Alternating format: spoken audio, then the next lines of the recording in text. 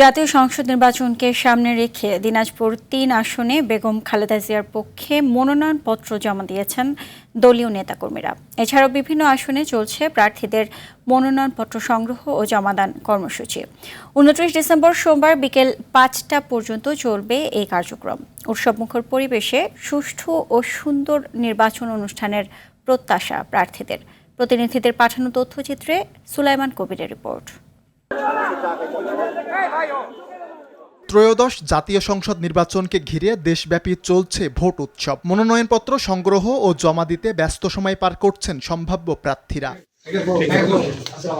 দিনাজপুর ৩ আসনে BNP chairperson Begum Khaleda জিয়ার পক্ষে মনোনয়নপত্র দাখিল করেছেন দলীয় নেতাকর্মীরা।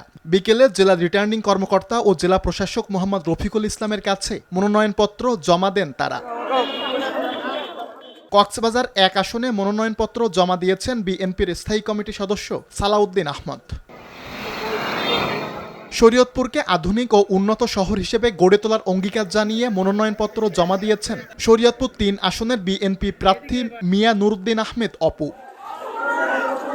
এদিকে ত্রয়োদশ জাতীয় সংসদ নির্বাচন সামনে রেখে ঢাকা বিভাগীয় কার্যালয়ে মনোনয়নপত্র জমা দিয়েছেন শেখ রবিউল আলম রবি, সানজিদা ইসলাম তুলি, ইশরাক হোসেন এবং ফুটবলার আমিনুল হক সহ অনেকেই। এছাড়াও নড়াইল ২ আসনে মনোনয়নপত্র সংগ্রহ করেছেন বিএনপির প্রার্থী ডক্টর ফরিদুজ্জামান ফরহাদ। পটুয়াখালী ১ আসনে বিএনপির প্রার্থী আলতাফ হোসেন চৌধুরীর পক্ষে মনোনয়নপত্র দাখিল করা হয়েছে।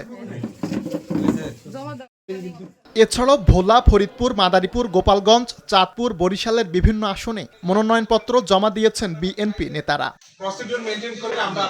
সুলাইমান কবির, RTV।